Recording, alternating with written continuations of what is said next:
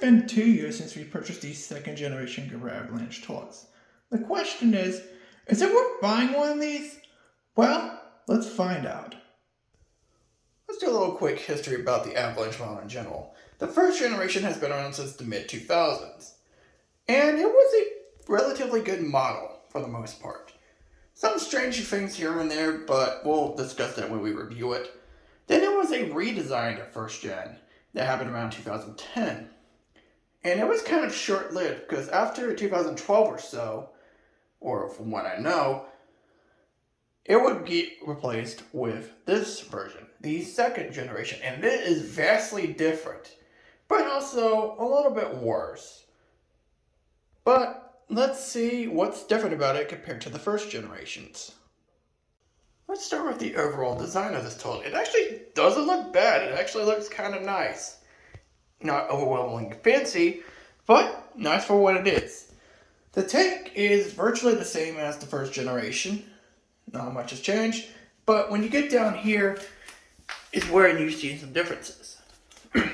The first generation had a much smaller bowl size. This one has a little bit more of a deeper bowl. You can also tell the trapway passages are also different. The first generation had more of a more wavy trapway design, and then the redesign kind of smoothed things out for better or for worse. This one looks very relatively similar to something like an American Standard, like a modern American Standard, like a Cadet 3, Cadet Pro, Champion 4, you name it. It looks very similar to a American Standard, and that's kind of a weird design, honestly. You can also tell this is also front fed through that little passage there, which feeds the siphon jet, which is a lot larger than the first generation, as you'll soon see. But overall, it looks nice, but you can definitely tell it's different from the first generation. Here is what the inside of the tank looks like, and this is how most of them will look like with the second generation. Comes with a fluid master fill valve. So far it's been pretty much reliable. Mostly the color top ones are pretty sucky though. You can also tell this has a 3-inch flapper.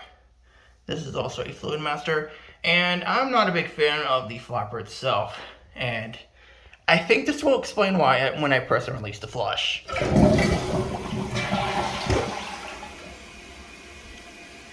Barely uses half of the tank.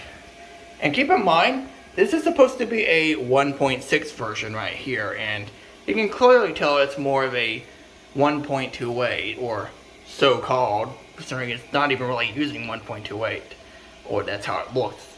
Considering like half of it is like 0.8, which is like Niagara Stealth water levels. So, this is just not a thing I'm not a fan of in general with most modern toilets, that the flappers or flush towers just do not stay open for a longer flush. I mean, you can obviously get it replaced and problem solved, but I shouldn't have to worry about that firsthand. This is also something the Mansfield Summit also struggles with at times, but even worse than this, which I find pretty funny. Now let's take a look inside the bowl. There's the trapway opening, and you can tell it looks almost similar, but there are also some pretty significant differences to the first generation. One being that the way it's kind of shaped is a little bit more, I don't know, I guess a little bit more refined, I guess. I don't really know how to describe it. But the siphon jet is also a lot larger compared to the first generation. You can also tell the bowl is a lot deeper, as seen earlier, which can accommodate for some bowl rinse issues. But if I had to give credit, it's not as bad as you might think, unless you're using it on 1.28, which is going to suck, but we'll discuss that later. Now I've got to give Gerber some credit here, because they actually did something nice with the rim jets and angled them. A lot of toilets don't angle their rim jets. Something like a Kohler Highline Class 5 or a Toyota Drake has straight down rim jets, for example, and therefore it accommodates for some terrible bowl rinse. A toilet that kind of tries and fails, and it's right where's a lot of American Standard toilets, but like something like the Cadet Pro. The jets are angled, but they are barely utilized because the siphon jet takes up all the water. Meanwhile, this is kind of a more of a healthy 50-50 split. The Bowen's itself is not perfect, and I'll kind of demonstrate that a little later, but it's definitely a lot better than most modern toilets, I'll give credit. Let's try a press and release flush to see how short the flush is on a press or release. Now, as you can tell, that was very short. It honestly didn't seem like 1.28 at all. Unfortunately, it's not only exclusive to this toilet. It's exclusive to a lot of toilets that claim to be using 1.28, which I still think is an absolute scam, because oftentimes it seems like it's using less water. Now let's hold the handle down and use most of the tank.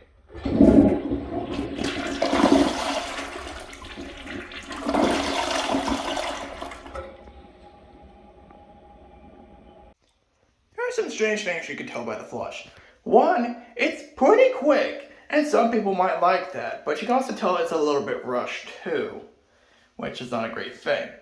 You can also notice the siphon jet was kind of going a little bit weird there, and I'll kind of explain that in just a moment. But you can tell that this toilet wasn't really made with 1.6 gallons in mind, more along the lines of 1.28, which is why the flush is why it is.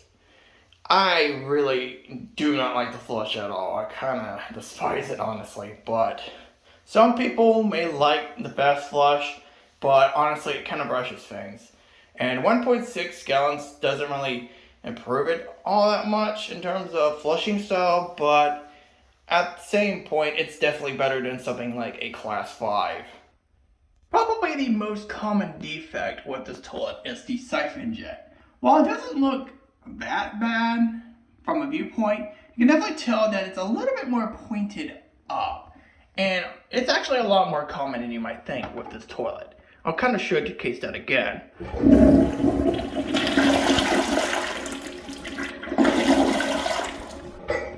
See, it kind of splashes up a little bit towards the mouth, which is very weird, and this is not the only toilet that does that. Most of ours do that. Sometimes it happens, sometimes it doesn't, but it's very weird. And some people may not like that, but that's just to warn you ahead of time when considering buying one of these. Now, some of you might recall from the Mansfield Summit video, I mentioned that one of the most common defects of most modern toilets is the little to no bore-ins. Thankfully, this toilet doesn't have that, but the first one that we've installed has that problem where it has little to no bore-ins and stains just gather up like crazy. It's not just exclusive to this toilet, it's exclusive with almost every toilet made nowadays, which is pretty pathetic. But I would thought I'd explain that because that's a very common problem with most modern toilets, not just exclusive to this. While we're on the topic of bore-ins, let's have a look at the rinsing action.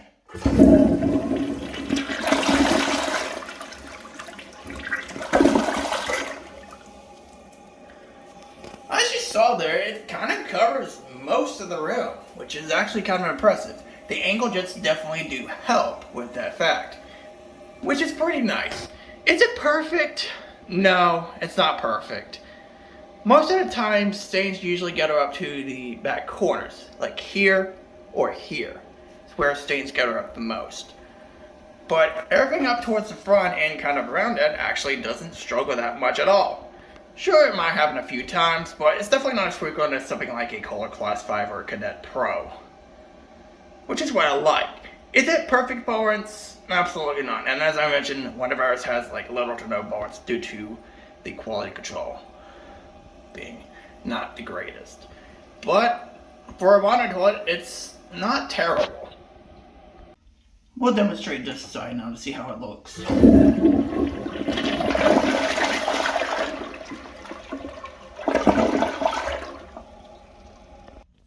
And for good measure, we'll get one more angle at the bore-ins.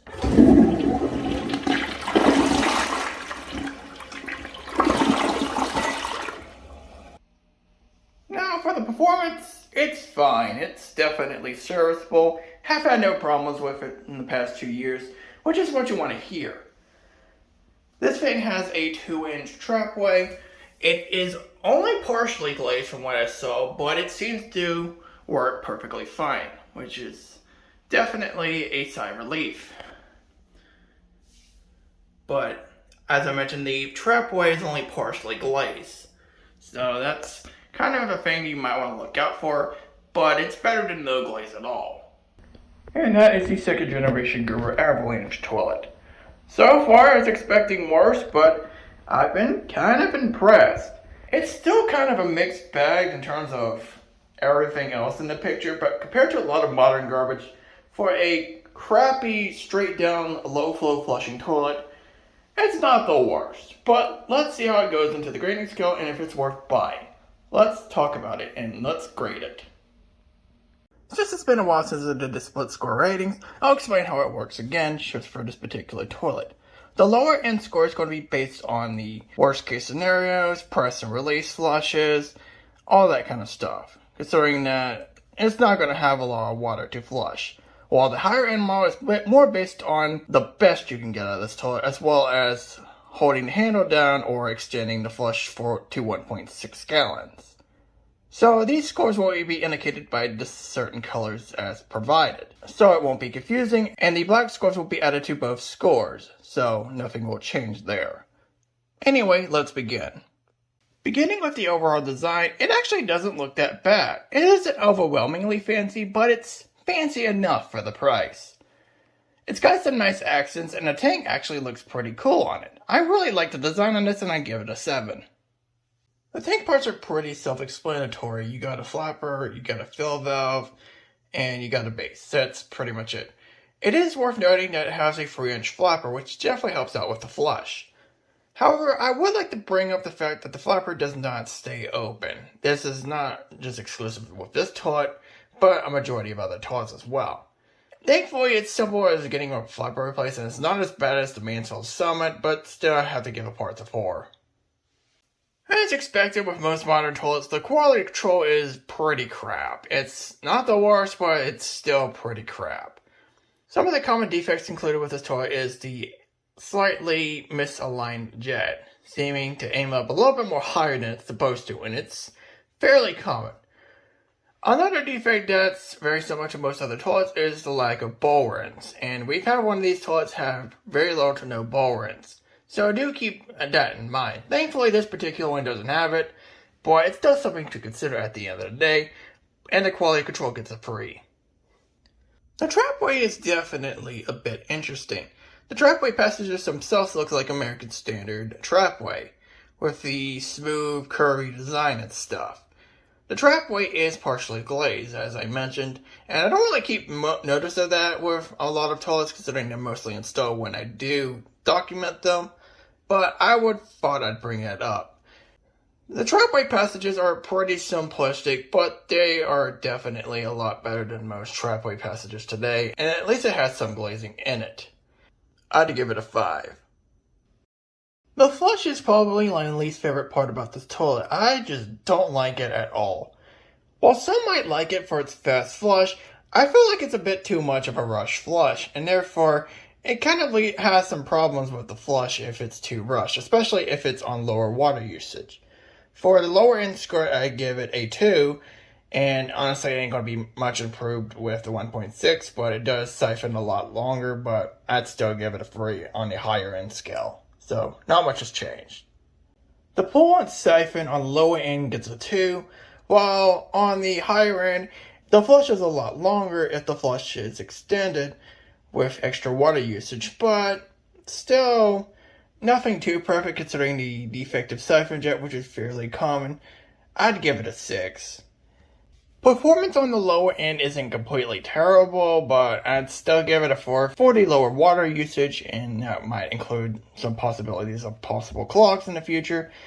Meanwhile, on the higher end scale, while it's nothing extraordinary, it definitely is pretty serviceable. I've had no problems with it, so I'd be fair to give it a 7. Worst case scenario, if you got little to no bowl rinse, the score is a 2 on the lower end scale. But on the higher end scale, while it's not perfect, the bowl rinse is definitely a lot better compared to most modern crap made today. Is it perfect?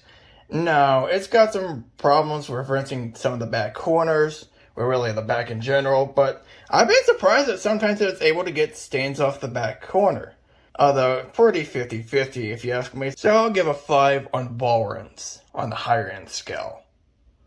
If you got a defective bowl, or if you're using lesser water, I don't really see this thing lasting all that much, and I give it a 3 on the lower end scale.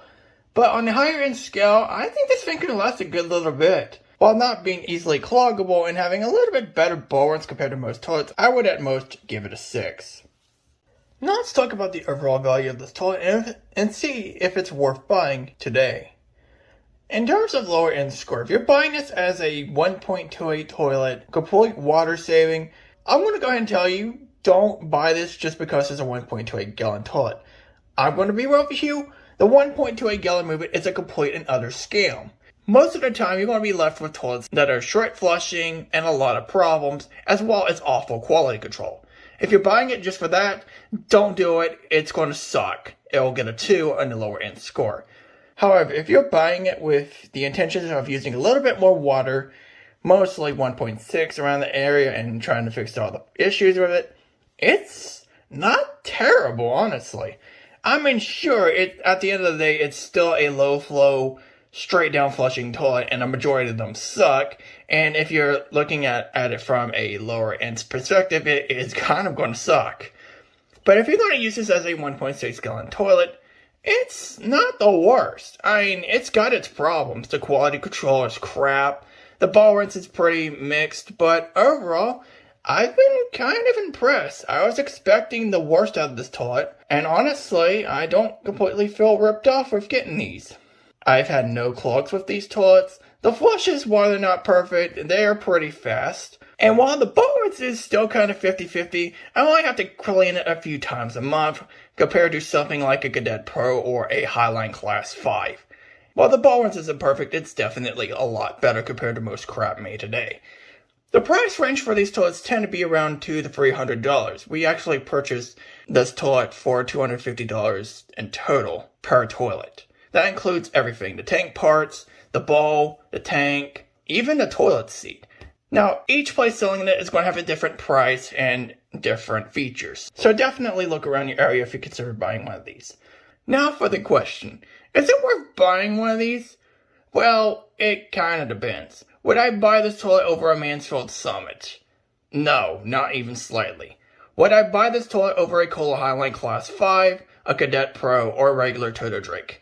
Absolutely, I would buy this over any of those toilets. At the end of the day, this is a pretty mixed bag toilet, but compared to most garbage made today, except the Summit, and I'd still prefer it over the Avalanche, it's still a little bit better than most modern toilets. Perfect? No, but definitely a slight improvement. I'll rank it a 5. Now let's talk about the final scores. On the lower end scale, the final score is a 34 out of 100.